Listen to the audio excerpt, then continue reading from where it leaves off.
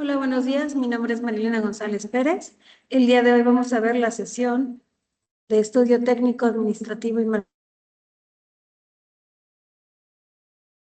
marketing.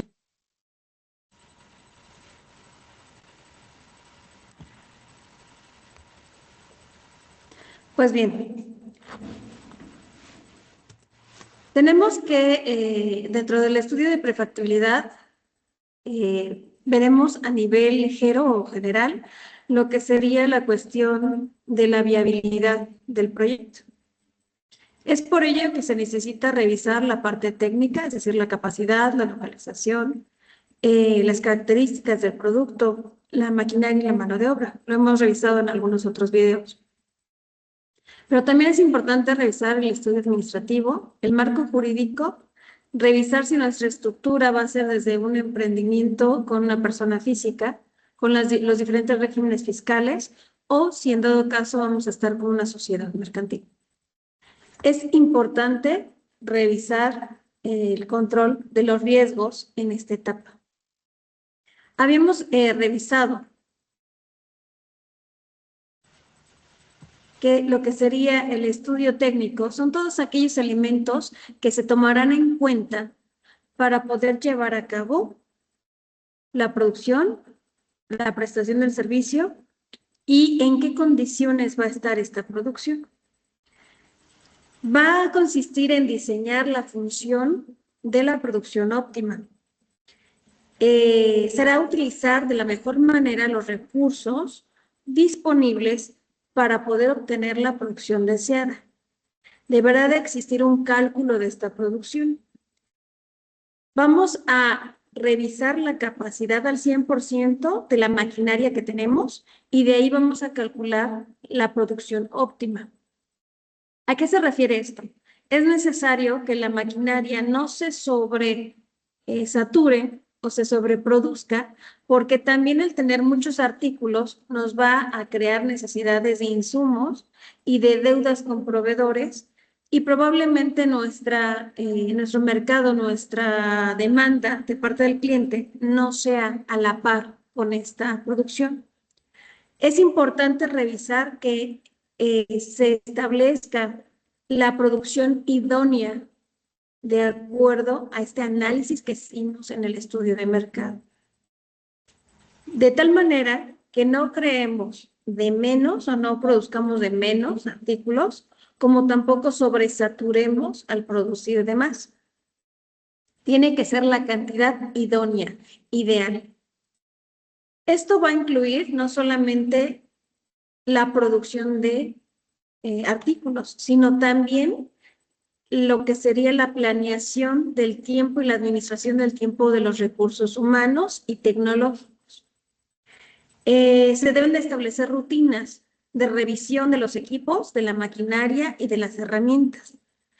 Leer las características que nos da el proveedor de esta maquinaria para poder obtener tanto la capacidad al 100% teóricamente como la capacidad real y la capacidad que necesitamos, que serían 3 categorías diferentes.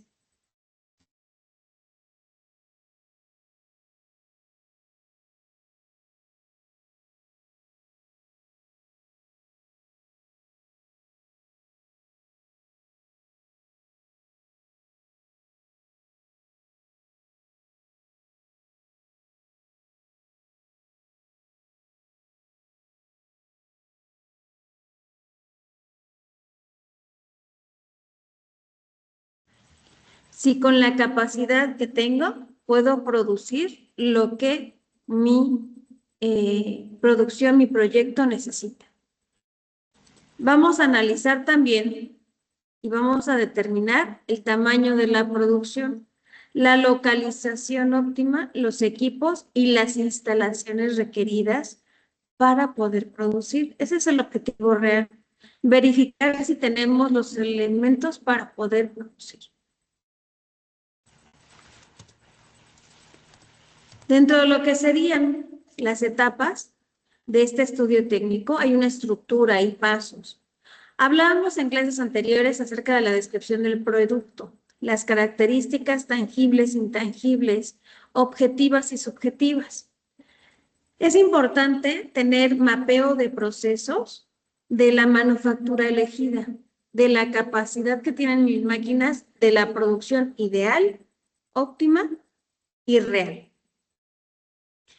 Una vez que se tenga este mapeo de procesos, se pueden realizar, por ejemplo, con herramientas tecnológicas, como por ejemplo Adonis, Lucidchart, podemos ocupar inclusive el mismo Excel, podemos ocupar PowerPoint, podemos ocupar, por ejemplo, Miro, que es otra herramienta u otra app, e inclusive Visio, que es un producto de Microsoft y de la parte de esta industria de Microsoft.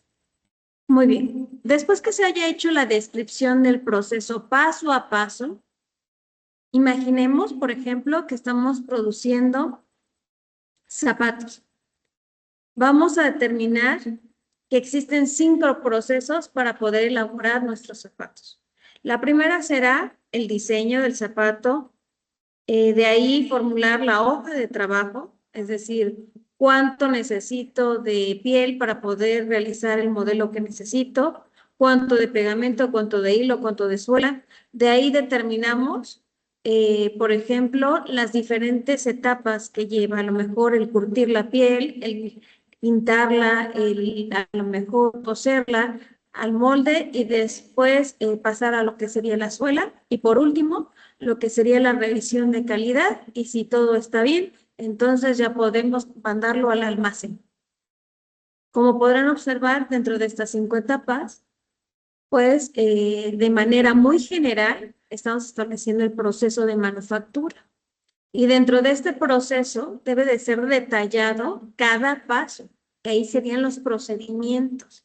Esa sería la diferencia entre un proceso y un procedimiento. El proceso serán las etapas por las que pasa la manufactura y el procedimiento será aquel que nos genere diferentes detalles del paso a paso para poder llegar de un proceso y pasar al otro. Dentro de la determinación del tamaño de la planta sería la siguiente etapa de esta estructura del estudio técnico. Es importante conocer los metros cuadrados, el programa de producción, quién está a cargo, si es un ingeniero, si es un químico, si es el dueño en general, si es el emprendedor. De ahí, seleccionar la maquinaria y el equipo idóneo. Si observan hasta este momento, nosotros tenemos que ser expertos en relación a la idea general del proyecto. Si bien es cierto, podemos no ser expertos en la producción, porque para ello existen diferentes carreras que nos apoyan, podremos identificar las necesidades de la contratación, asesoría o inclusive nosotros mismos capacitarnos dentro de lo que serían los proyectos, la idea principal, la producción principal. Dentro de la materia o de las materias que van a ver, vamos a revisar una partecita de costos en la etapa financiera. Vamos a revisar modelos de riesgos, de administración de riesgos, cuando estamos hablando de la capacidad productiva. Sin embargo, sugiero, recomiendo que si dentro de las opciones que da la universidad existe algún otro curso de costos, se tome adicionalmente.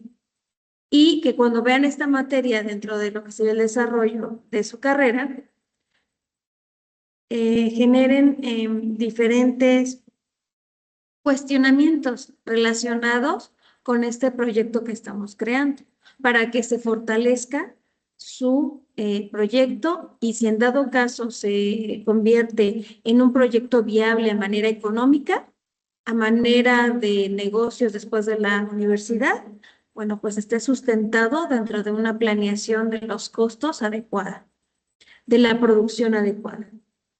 La localización de la planta será la siguiente etapa. De ahí es muy importante saber la distribución de la planta, la disponibilidad de los materiales e instalaciones y de los requerimientos de mano de obra. Así como el manejo, cuantificación y revisión de los desperdicios, para que entonces tengamos un estimado del costo de inversión y de la producción de la planta. Vamos a regresarnos un poquito. Vamos a ver la parte del tamaño de la planta. A nivel general, pues debe de existir un tamaño óptimo.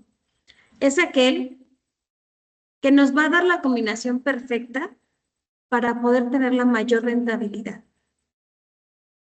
Es importante, así como les platiqué con respecto a la capacidad máxima de las máquinas que existen, por ejemplo, también es idóneo revisar cuáles son las características que necesitamos dentro de nuestra fábrica, dentro de nuestro taller, dentro de nuestras oficinas donde daremos servicios.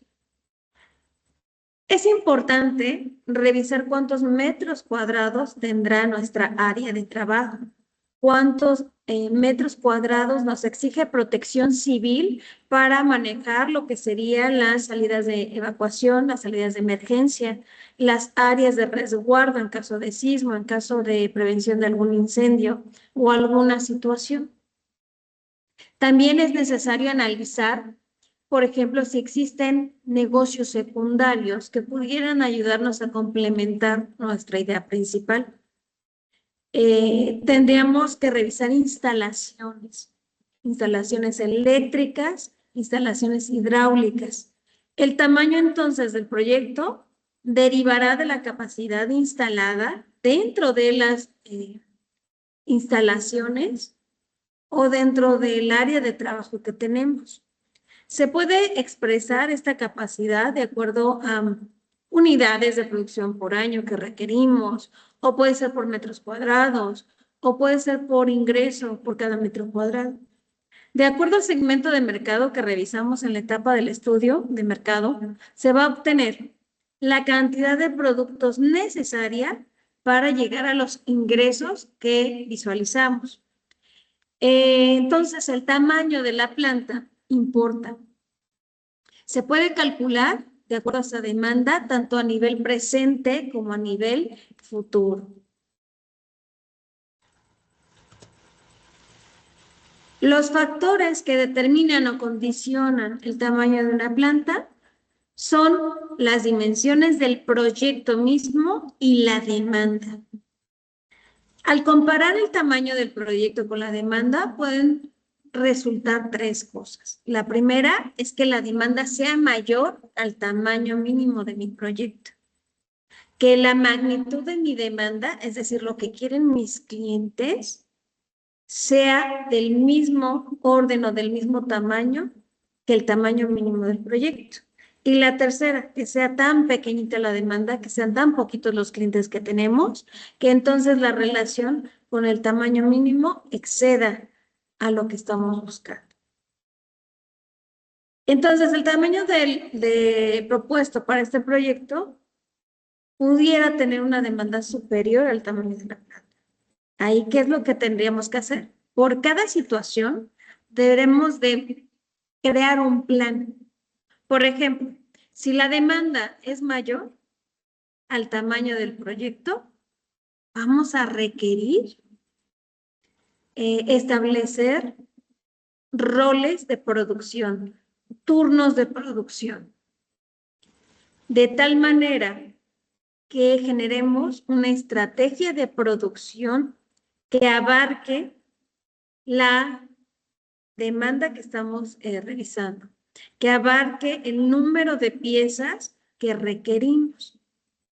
Probablemente, si estuviéramos hablando acerca de la empresa de zapatos, se generarían diferentes turnos, matutino, vespertino y mixto, para poder desarrollar o elaborar la cantidad de zapatos que requerimos o los modelos que requerimos. También se pueden establecer horas extras planeadas, obviamente sin que salga de la legislación laboral vigente y con su debido costo inherente a esas horas extras. ¿Qué pasa? Si la magnitud es del mismo tamaño, pues ahí es un poquito más holgada la situación, tiene una holgura, porque la capacidad con los tiempos normales de producción, a lo mejor estableciendo solamente 2 turnos, pudiera ser capaz de elaborar la demanda que nos requiere. Y si es el caso donde la demanda es muy pequeñita, es decir, tenemos muy poquitos clientes, podríamos ampliar nuestro segmento de mercado o cambiar la estrategia mercadológica para abarcar más clientes. O en dado caso, convenir en publicidad, pactar publicidad, dar a conocer nuestro producto para que entonces de otras esferas, de otra localización, pues tengamos clientes. Vamos a suponer que en esta empresa ficticia de la elaboración de zapatos, mi centro o mi segmento de mercado sería, se me ocurre, Guadalajara. Si yo aplico campañas de publicidad en redes sociales, en diferentes ferias del calzado, pudiera generar interés de parte de otros públicos, otros clientes, y entonces mi mercado podría crecer a una tienda en línea y yo podría surtir, por ejemplo, a Monterrey, a la Ciudad de México, a Mérida, dependiendo de cada una de las necesidades que se planteen en cada lugar. Y entonces podríamos establecer un nivel superior de producción. Si no fuera así, si no pudiera yo llegar a esa estrategia comercial, mercadológica, tendría forzosamente que minimizar mis costos para que fuera redituable. Por lo tanto, a lo mejor en esa empresa ficticia de calzado, en lugar de tener 2 turnos, podría tener inclusive medio turno y establecer menos personal. Es por ello que es importante conocer la dimensión de la planta, cómo está en metros cuadrados, en las condiciones de la fabricación, la maquinaria, cuánto puede darme de condiciones óptimas y cuáles son las reales. Pero no lo es todo el tamaño, también es la ubicación. La ubicación es importante porque se puede clasificar de acuerdo a 3 categorías. Los factores que van a tener esta ubicación van a ser los costos de transferencia, es decir, cuánto me cuesta el transportar desde mi planta productiva a mis diferentes puntos de venta, tanto en los insumos del transporte como podrían ser gasolina, diésel, o en dado caso lo que sería la parte del manejo, del menaje de lo que sería la producción, que sería la estiba, la entrega, el acomodo. También es necesario conocer que hay una disponibilidad y costos relativos a estos factores, como en el caso de la materia prima. Será más cara a lo mejor en una ciudad céntrica, ¿no? Una ciudad principal. A lo mejor en una ciudad secundaria, si bien es cierto, es más barata, pero el costo del transporte se puede incrementar. La cuestión de la seguridad. Cualquiera de estos 3 factores puede afectar a favor o en contra el establecimiento de nuestra planta productiva. Y es entonces que en un lugar específico nos puede dar un mayor o menor costo. Es preferible que se tenga que establecer dentro de un lugar promedio, un lugar en donde podamos encontrar materia prima y también un lugar donde podremos generar, por ejemplo, que el transporte no sea tan caro, que no tenga casetas, por ejemplo, en el trayecto de traer la mercancía de la fábrica a los puntos de venta. Así podríamos tener costos más bajos, ahorrándonos en esa parte por el transporte. Tenemos aquí en la diapositiva un ejemplo. Las empresas madereras prefieren establecerse cerca de la materia prima, es decir, cerca de los bosques, dado que es más barato transformar los árboles en madera completamente limpia para su uso, y en este caso los aserradores establecidos en el bosque ahorran en costos por el transporte de estas maderas ya manipuladas, ya manufacturadas. Y entonces, al obtener la madera que producen, se puede revisar, por ejemplo, la calidad. ¿Qué maderas tenemos para desperdicio y qué maderas tenemos para producción? Vamos a encontrar que existen métodos de localización. Dentro de estos métodos está la macrolocalización y la microlocalización. Aquí consiste en la ubicación de la empresa en el país, en el espacio, si es rural, si es urbano, si está en alguna región céntrica, si está en una región secundaria.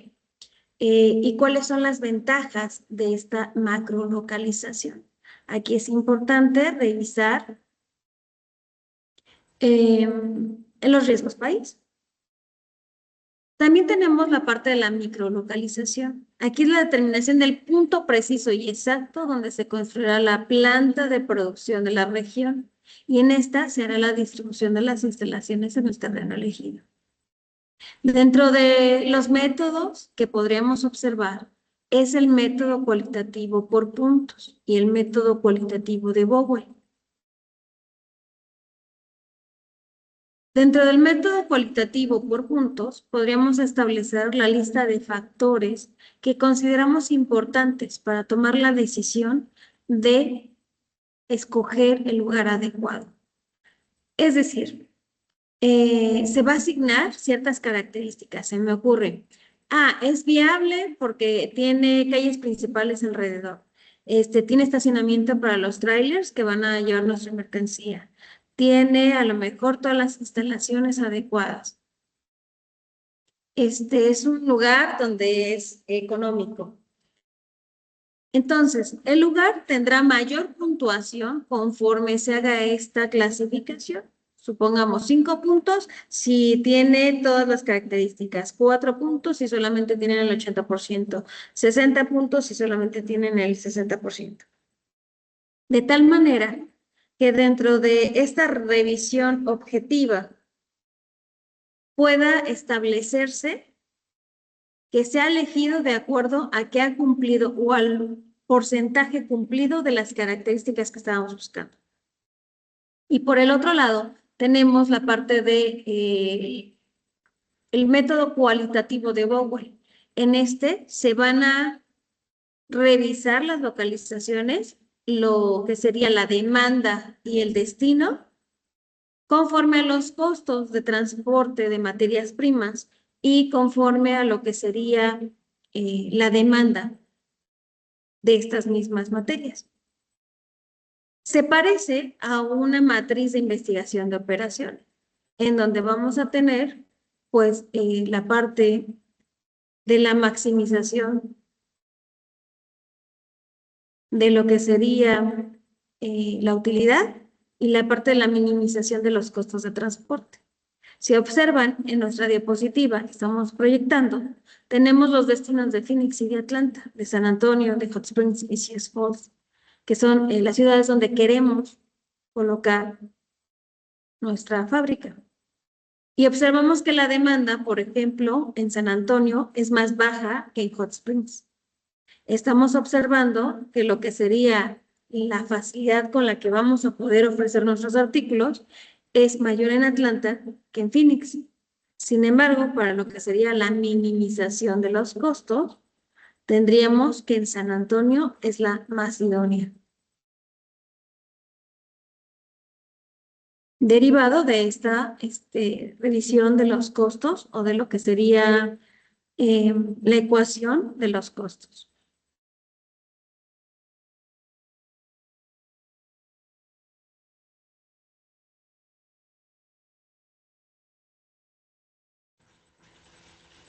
Pasemos a lo que sería la distribución de la planta. Si bien es cierto, podríamos observar que es el arreglo y disposición entre la maquinaria, el equipo, los espacios para realizar el trabajo, que nos van a facilitar la operación. Vamos a tener también que se pueden observar las condiciones de seguridad y bienestar para los trabajadores. En este modelo que estamos observando en pantalla, podemos revisar que en la parte del fondo de lo que sería nuestra bodega están los racks. ¿Qué son los racks? Son estantes metalizados con una capacidad de carga amplia. Pueden soportar a veces hasta toneladas. Y son vigas de metal junto con madera a veces, que se colocan a una cierta distancia para efecto de guardar, de salvaguardar los insumos o los productos que tenemos. Es importante conocer que, por ejemplo, se utilizan montacargas. Por lo tanto, dentro de esos estantes deben de estar colocados en pasillos adecuados para las maniobras que tengan con este montacargas. Un montacargas es una máquina que tiene dos pequeños filos de metal y que le permite hacer la subida y bajada de lo que sería el peso que está soportando por medio de tarimas. Estas tarimas las enganchan con unos pequeños pedacitos de metal que tiene esa maquinaria, los enganchan hacia lo que sería la tarima y sobre la tarima van todos los artículos que se van a mover, que se van a desplazar dentro del almacén. Es importante que se considere entonces la amplitud de esos pasillos, la luminosidad necesaria, las condiciones de humedad y las condiciones de estiva, que sería la capacidad máxima que tiene para carga cada rack. Si observan, por ejemplo, en esa parte del fondo de la bodega, se tienen alrededor de 4 racks convencionales y aquí nos marcan que tienen pallets. Los pallets serán entonces una forma de estivar en la bodega. Observen en esta parte que tenemos un montacargas que va a estar haciendo maniobras en toda la bodega. Tenemos también diferentes estantes que son más ligeritos, que le llaman cantilever, donde se van a colocar herramientas, donde se van a colocar diferentes artículos más pequeñitos, como si fueran de ganchitos, para efecto de llevar al cliente final su solicitud o su pedido. Tenemos también lo que serían los racks, si observan, tienen diferentes alturas. Conforme va pasando lo que sería la distribución, las que están en medio, dice rack manual.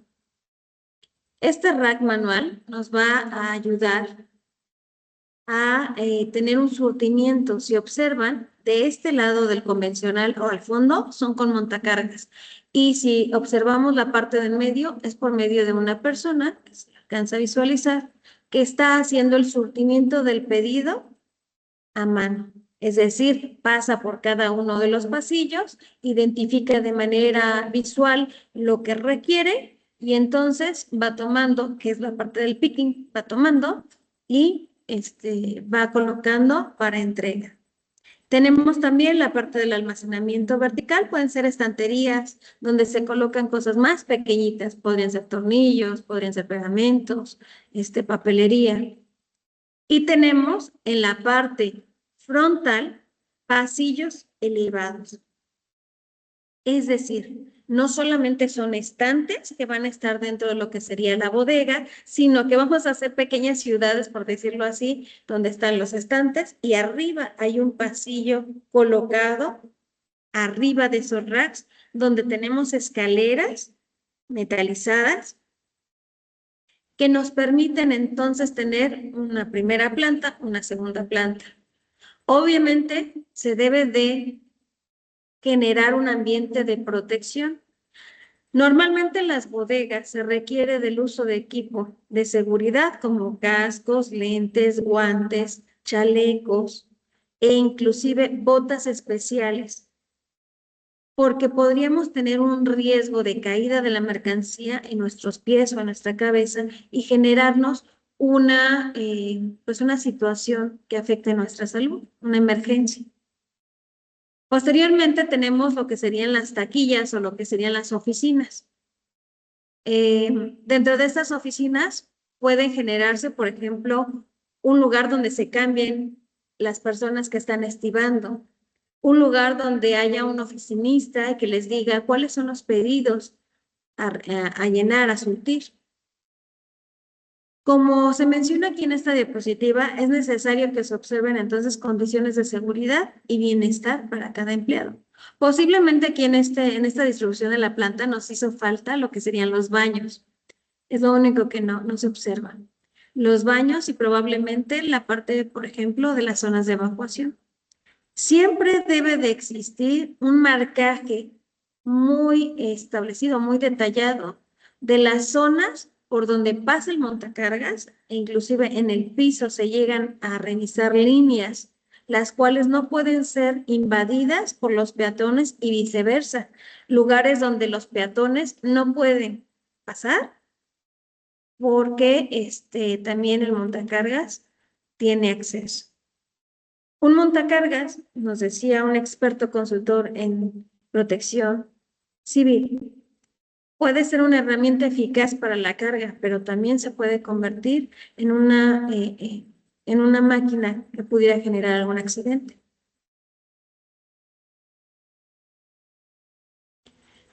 Vamos a pasar a lo que sería el estudio administrativo y legal. Dentro de nuestro estudio administrativo y legal, vamos a tener que la empresa, el proyecto,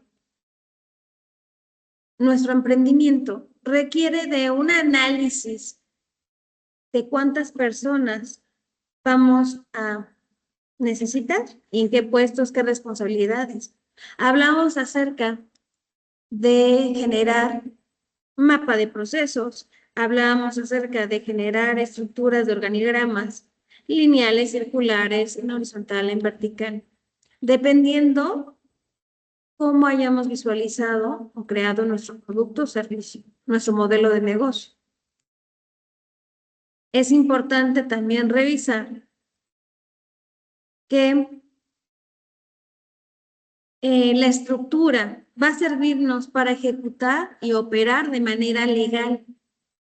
Es importante que visualicen su proyecto desde esta cuestión de cumplimiento. Muchos negocios son exitosos en los primeros años, pero tienen que cerrar porque nunca visualizaron el cumplimiento fiscal y legal y por lo tanto su idea queda con una inestabilidad. Esto les impide forzosamente crecer, por ejemplo, para cualquier financiamiento que vamos a ver más adelante, pues nos piden un arraigo, una cuestión de establecimiento de por lo menos 1 año, 2 años, y esto pues con cuestiones demostrables, ¿verdad? Con declaraciones, con acta constitutiva, con la revisión de los estados financieros. Entonces, es importante que desde este momento del estudio técnico visualicemos cuál es la estructura legal administrativa que va a tener nuestro proyecto. Y conforme a las necesidades del mismo, vamos a determinar entonces la estructura necesaria. Podríamos aplicar diferentes modelos como, por ejemplo, la parte de cronogramas, identificar diagramas como los que estamos observando, que serían el diagrama PERT, o un derivado que sería el CPM, que es un Critical Path Method, y especificar en cada etapa el costo de cada uno de ellos. Observemos, por ejemplo, que en esta fase podríamos revisar que existen actividades de diseño de producción y ahí pues no hay una actividad antecesora, es decir, comenzamos a partir de ese momento, que hay una duración de 5 semanas, que lo que sería la diferente actividad que es la B, sería el estudio del mercado. Ahí también no existe un antecedente. Vamos a poder llevar a cabo ambas al mismo tiempo, solamente que una va a durar 5 semanas y la otra va a durar 1 semana. La producción podríamos analizarla Y ahí sí vamos a necesitar que forzosamente haya un antecedente, es decir, que el diseño del producto esté primero y posteriormente esté la parte de el análisis de esa producción, de saber cuántos artículos vamos a fabricar. Y aquí nos dice, por medio de este diagrama, que va a durar 2 semanas. Después tenemos lo que sería el modelaje, el hacer el prototipo. Eso también requiere que la actividad A, que en este caso sería el diseño del producto, estuviera determinado antes y entonces nos va a llevar a cabo en 3 semanas, o se va a llevar a cabo en 3 semanas. Tenemos también lo que sería el elaborar el brochure de ventas o el folleto de ventas. Y también para ello necesitamos pues que ya el diseño de producto esté establecido y nos vamos a llevar 2 semanas. Siguiente etapa sería, por ejemplo, la estimación de los costos y ahí es necesario que nosotros ya tuviéramos listo lo que sería el análisis de producto. Dentro de este análisis de producto, por ejemplo, se llevará 3 semanas. Luego la prueba o el testeo, para ello necesitamos que el modelaje o la creación de los prototipos del producto esté lista y después nos llevará 4 semanas. Después vemos lo que sería el entrenamiento de nuestro equipo de ventas y para ello necesitamos que tanto la actividad del estudio de mercado como la actividad del folleto de ventas pues estén listas y de ahí partimos para 2 semanas más.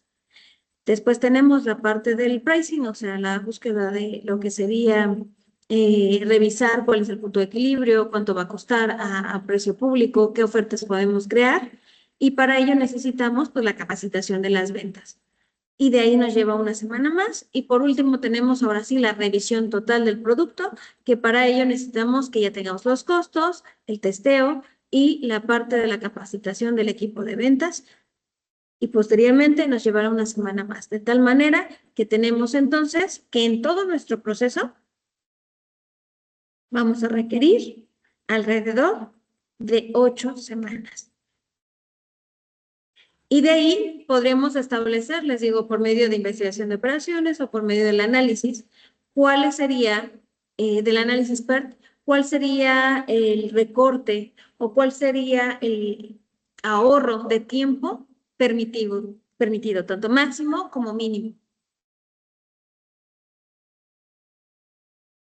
Una vez que ya tenemos establecido el tiempo, la cronología de nuestro proyecto, vamos a llevar ahora a cabo la organización operativa.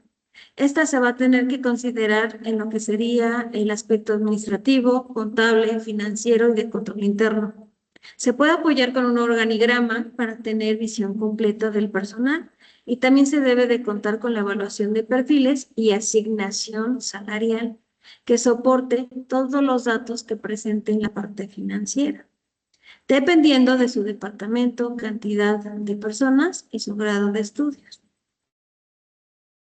Dentro de lo que serían los organigramas, podría establecerse, por ejemplo, las líneas de comunicación, las líneas de funciones y responsabilidades.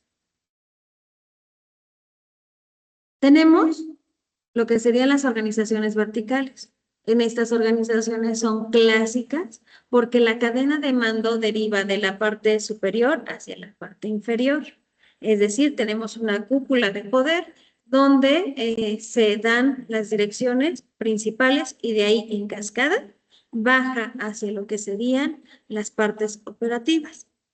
Las organizaciones entonces que aplican este tipo de modelos son las tradicionales, como pudiera ser la iglesia, el ejército, las escuelas, que bueno, toman decisiones desde a partir de una dirección general o central y de ahí se emana hacia abajo, hacia la comunicación de supervisores y ejecutores. Y tenemos la organización horizontal. En esta es un poco más moderna. Tenemos que es una comunicación de par a par, en donde los gerentes pueden tomar decisiones y son colaborativos con la dirección. Dentro de lo que sería el marco jurídico, tenemos que, vamos a identificar la actividad empresarial y los proyectos que se derivan, que se encuentran incorporados a un determinado orden jurídico. Recordemos que dentro de nuestro marco jurídico mexicano tenemos la Ley General de Sociedades Mercantiles, el Código Fiscal, la Ley del Impuesto sobre la Renta, la Ley del IVA, que nos van a permitir tener diferentes modelos de estructura fiscal, algunos ventajosos, algunos no tanto. Y tendremos que contemplar estos costos fiscales dentro de nuestra utilidad desde un principio del diseño de nuestros proyectos. Porque he observado dentro de la experiencia profesional que se crece, digamos, como las plantitas, ¿no? Sin orden, sin esperar nada. Sin embargo, esto genera muchas veces un retrabajo en lo que serían las cuestiones administrativas o inclusive barreras que tiene que sobreponerse lo que sería el empresario y le lleva tanto costos adicionales como la falta de consecución de financiamientos o obtener financiamientos de manera fácil. O inclusive se pueden quedar con su idea, con su empresa, porque no se estructuró desde un principio de una manera sabia.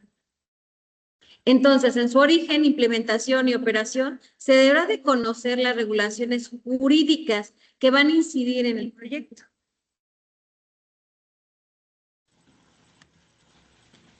Me gustaría presentarles una infografía, aquí la estoy cortando en varios pedacitos, en varias partes, para que podamos entender cómo es que se crea una empresa. Una empresa se decide la estructura, como les decía, si va a ser una sociedad anónima, si va a ser cooperativa, si va a ser de responsabilidad limitada, de acuerdo a lo que nos dice la Ley General de Sociedades Mercantiles. Habrá que hacer un cuadro comparativo de cuáles serían las ventajas y desventajas de cada una. De hecho, vamos a hacer otro video donde hablemos acerca de este tipo de características de cada empresa, de acuerdo a esta ley.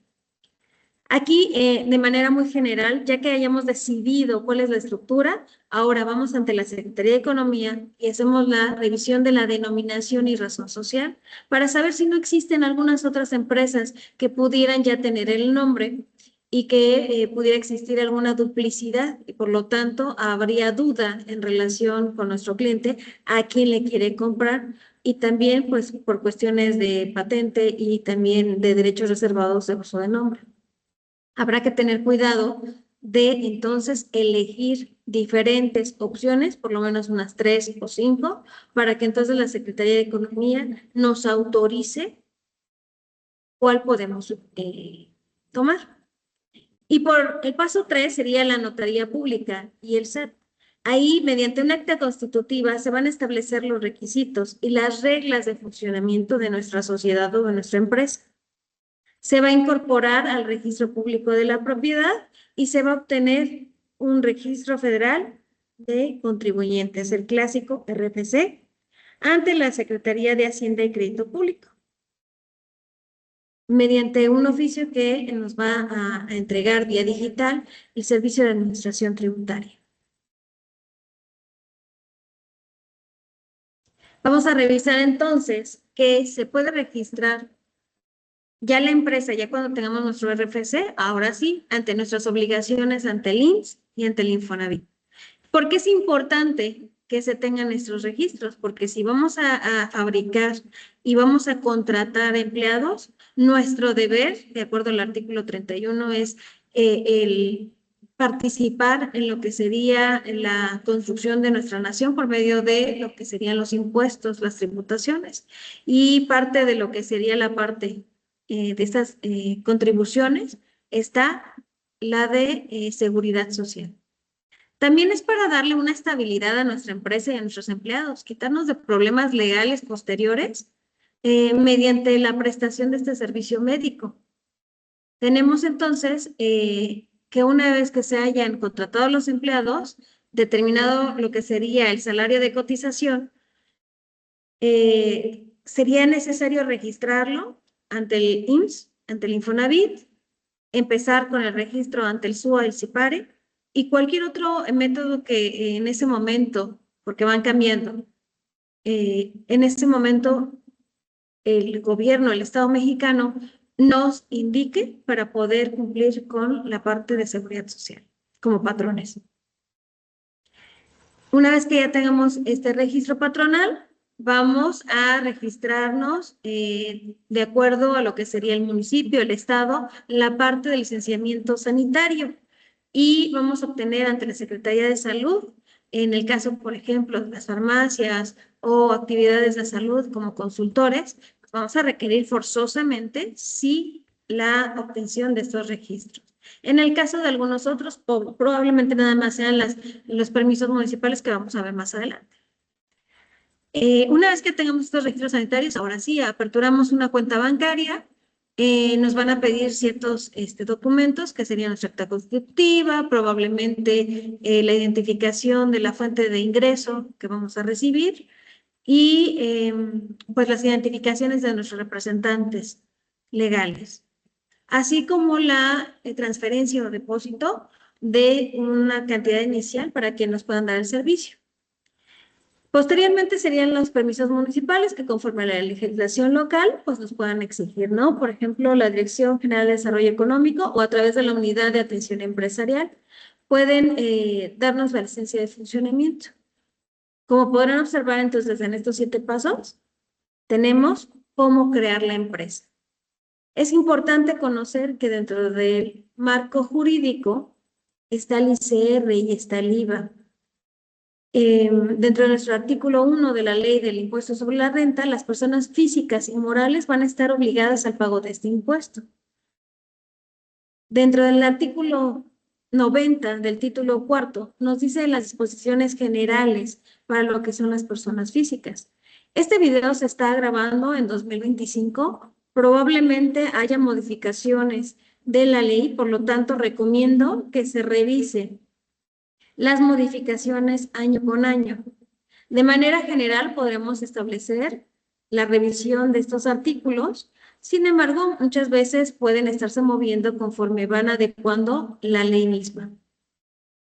Entonces, observamos que en el artículo 90 van a estar obligados al pago del impuesto las personas físicas que tengan una residencia en México y que obtengan ingresos en efectivo, en bienes y, bueno, o en crédito, y que estas personas residentes están obligadas a informar por medio de una declaración del ejercicio los préstamos, los donativos, los premios obtenidos en el mismo año, siempre y cuando estos sean en lo individual o en su conjunto y que no excedan de 600,000 pesos.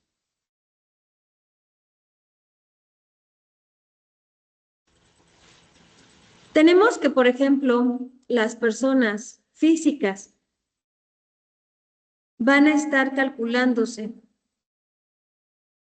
declaraciones mensuales. Estas declaraciones mensuales obedecen a ciertas tarifas. Estamos observando que, por ejemplo, para el caso de la parte de las personas que están obligadas a efectuar retenciones y enteros mensuales, van a tener carácter de pagos provisionales.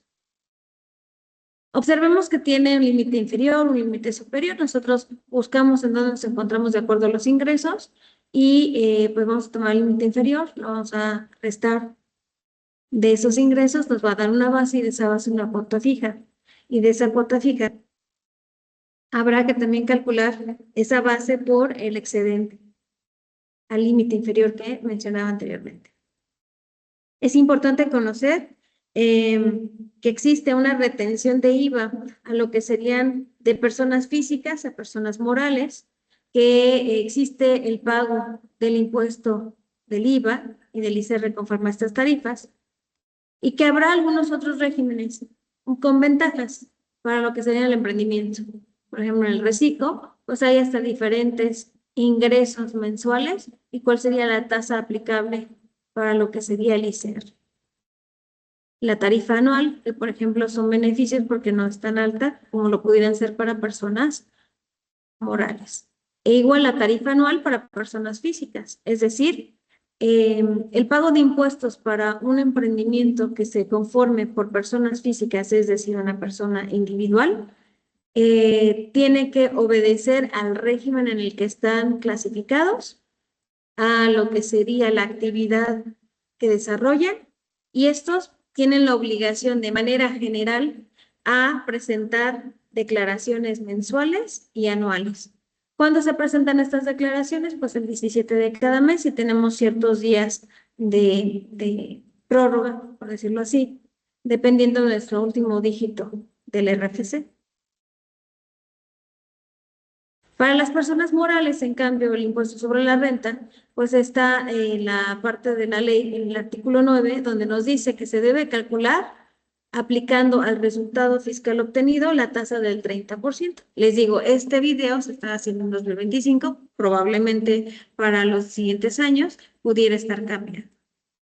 Se obtiene el resultado fiscal de acuerdo a una utilidad fiscal que tiene diferentes reglas, es un proceso un poquito más complejo, pero básicamente sería la utilidad que tenemos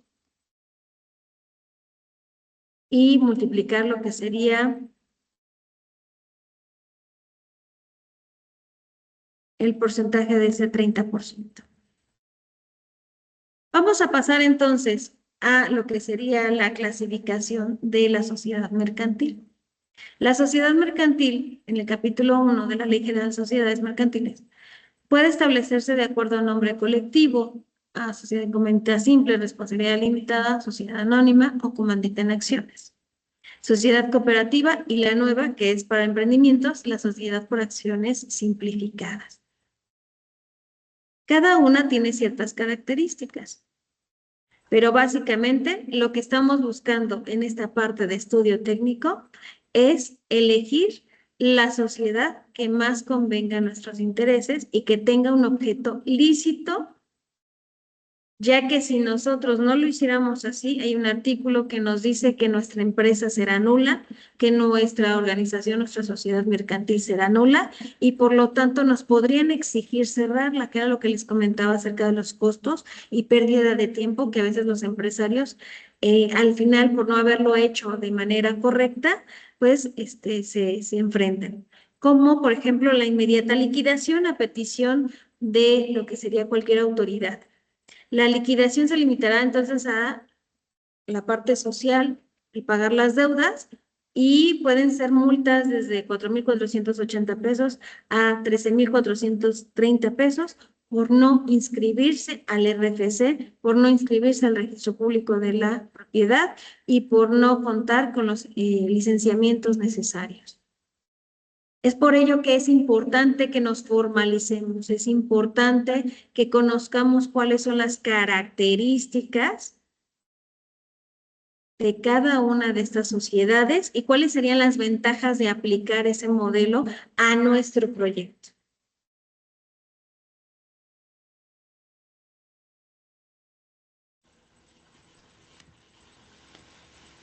Fíjense, la infracción por no ser formal, digo, no es clase de impuestos, pero es necesario que tengamos una noción de por qué debe de haber una estructura, un estudio técnico desde la etapa inicial. Es que las infracciones relacionadas al RFC son las siguientes. Nos infraccionan por no solicitar la inscripción cuando se está obligado a ello o si lo hacemos de manera extemporánea, a menos que sea extemporánea y espontánea, es decir, extemporánea y nos avisaron, nos multan. Extemporánea, pero nadie se había dado cuenta, pero yo voy y aviso y doy ya lo que sería el resarcimiento de esta informalidad, entonces no nos multan. Se excluye, por ejemplo, lo que serían las personas subsidiarias obligadas, es decir, lo que serían los socios.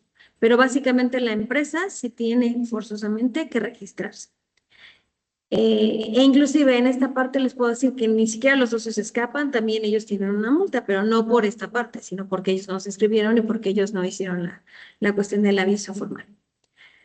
También sería la parte de no presentar solicitud de inscripción a nombre de un tercero cuando legalmente se esté obligado a ello, que es la parte que les mencionaba, o se hace de forma extemporánea. No presentar los avisos al registro o hacerlo extemporáneamente, no citar la clave del registro o utilizar alguna no asignada por la autoridad fiscal, en declaraciones, en avisos, en solicitudes, en promociones y cualquier otro documento que tenga un carácter fiscal o jurisdiccional. Entonces, ¿cuál es la recomendación? Pues hacernos formales, ¿verdad? No ser informal. Dentro del artículo 80, digo, no es para que nos apaniquemos, pero nos muestra cuáles son las sanciones pecuniarias, es decir, en dinero, en relación a no ser formal. Van desde los 4,480 pesos a los 13,430 en algunos de los casos, de acuerdo a la fracción que estuvimos revisando, o van desde los 5,400 a los 10,780, o inclusive podemos observar el caso B, pequeñita de 1,160 a 2,660, o inclusive la fracción cuarta, que va desde los 22,400 hasta los 44,790. Entonces, es una cantidad onerosa para un emprendimiento. Prefiero yo utilizar esa cantidad para invertir, para comprar insumos. Pero todo esto se deriva desde que en un estudio técnico no se generara la alternativa o la indicación a ser formal. ¿Ok?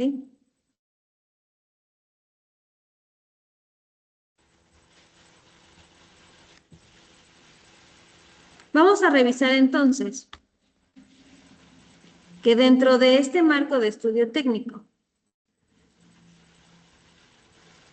pues nos establece diferentes circunstancias.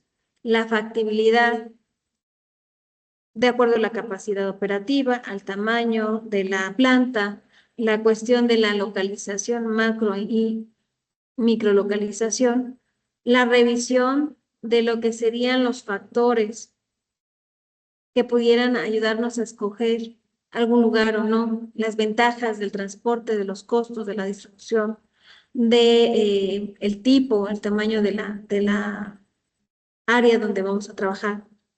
Y por último tenemos la parte, por ejemplo, de la distribución como tal de la planta. Hay diferentes herramientas que nos pueden ayudar durante este proceso.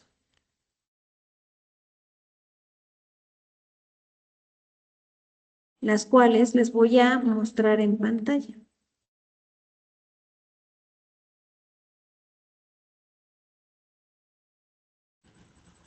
Denme un segundo. Durante las siguientes semanas vamos a estar trabajando entonces sobre la distribución.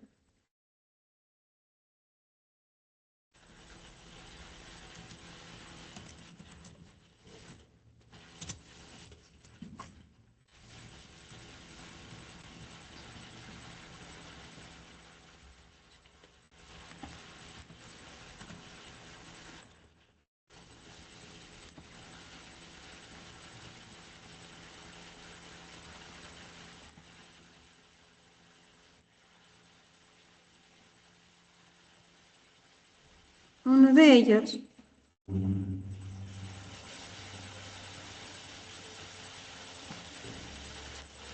es el siguiente.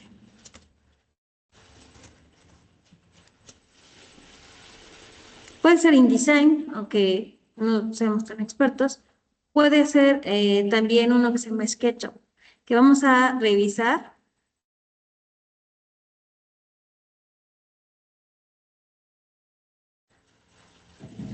En este video. Denme un segundito.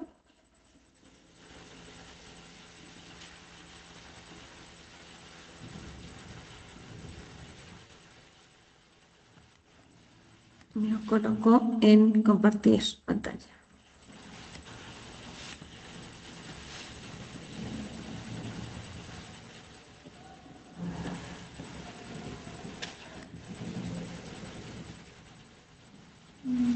Compartir ventana. Incluir sonido. Bienvenidos a Layout, que es maquetación y presentación de proyectos basado principalmente en los modelos que generamos con SketchUp. Se instala a la vez que se instala SketchUp y el funcionamiento es tremendamente sencillo, pero muy potente. Lo primero que tenemos que hacer es darle información a Layout. Para eso lo que vamos a hacer es, de nuestro modelo generado en SketchUp, vamos a enviarlo directamente a Layout y una vez dentro podemos empezar a organizar nuestro trabajo copiando el modelo que hemos importado para generar distintos puntos de vista.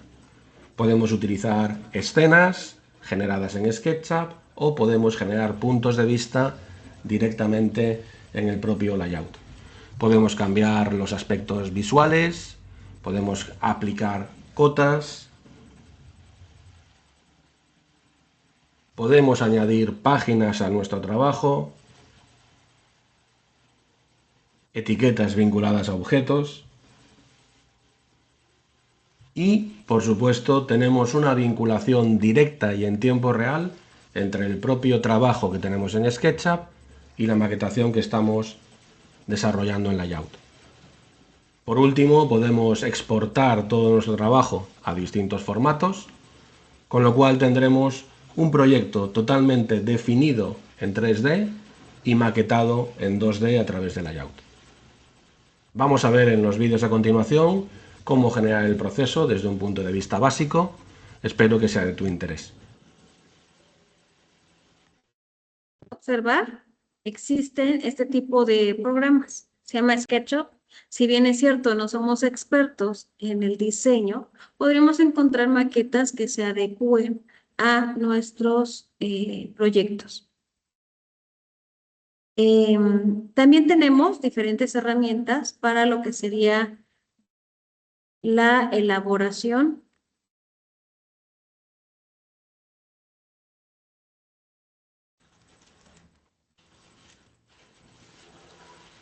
del mapeo de procesos para los organigramas. Una de ellas que es,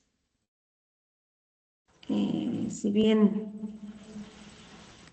no la que más se utiliza, es de las que puedo llegar a utilizar, también puede ser utilizarse Canva, etcétera.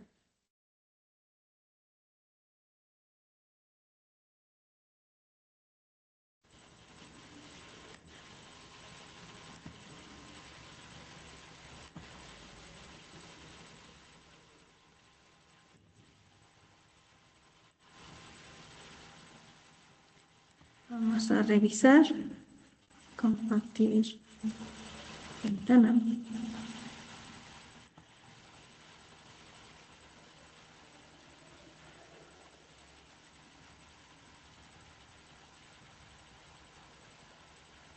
Tenemos diferentes tableros administrativos que nos permiten trabajar en línea y de forma asincrónica, es decir, yo puedo estar en mi equipo de trabajo de manera virtual y probablemente mi compañero, si es que llegamos a tener un trabajo en equipo, podrá estar en su casa y estamos trabajando el mismo archivo al mismo tiempo o podemos trabajar el archivo en diferente tiempo. Tenemos, dentro de lo que sería los diferentes tableros, tenemos diagramas de flujo. Vamos a revisar entre los que ya tengo aquí.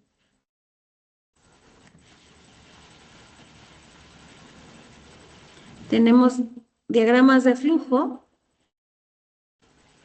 Por ejemplo, este es un proceso.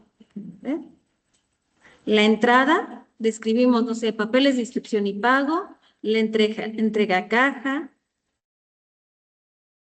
Luego de ahí establecemos, no sé, si los documentos fueron completos, decimos si es sí o si es no. Damos de alta lo que sería la matrícula y promocionales, lo vamos a descargar de lo que sería la base de datos de los alumnos. De ahí vemos si hay inscripción, documentos, procesos subsecuentes, si es sí, si es no. Si es no, pues me regreso. Si es no, se condiciona la entrega de papeles a un cierto plazo. Si ya documenté que los papeles los entregaron, entonces reviso cuántas veces sea necesario en los papeles, ¿no? Condicionamos los tiempos y si ya están completos, en algún tiempo determinado, pues se inscribe el alumno y si no, pues se cancela y ahí termina. Como podrán observar, pues no son mapeo de procesos aburridos, muy por el contrario, es como más dinámico. Inclusive se pueden descargar a diferentes opciones como PDF, se pueden descargar Vamos a colocar aquí.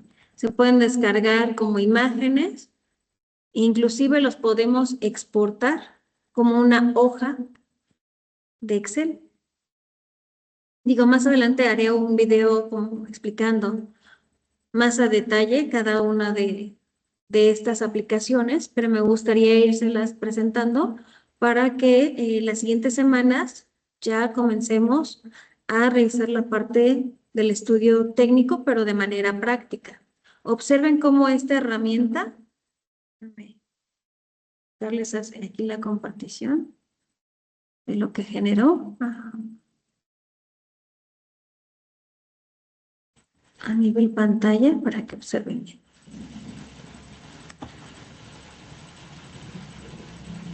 Fíjense. Aquí tenemos lo que sería el Excel de todo lo que nos generó este proceso. Salida, que preguntamos que el archivo de base de datos, si los documentos estaban completos, si es sí, si es no, y dónde está el fin de este proceso. ¿Ok? Entonces, a mí se me hace una herramienta muy funcional, muy fácil de utilizar. No son las únicas. Por ejemplo, tenemos también lo que sería un mapa conceptual. Tenemos diagramas de Kanban.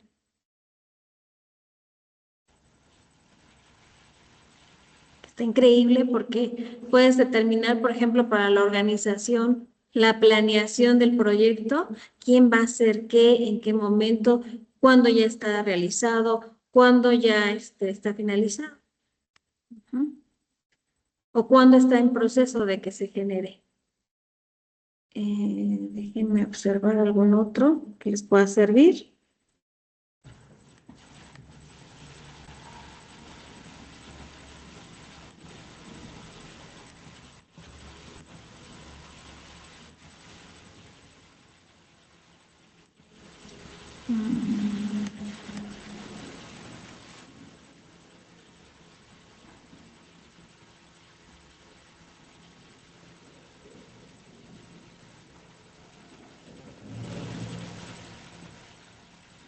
Les pudiera generar a lo mejor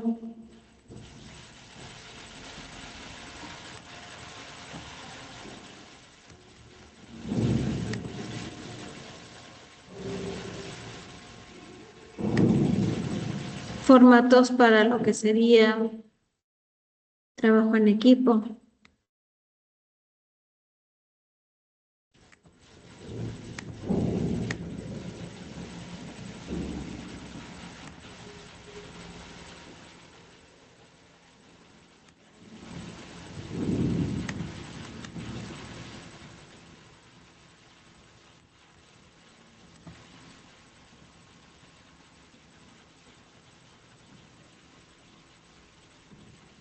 Diagramas como el Ishikawa.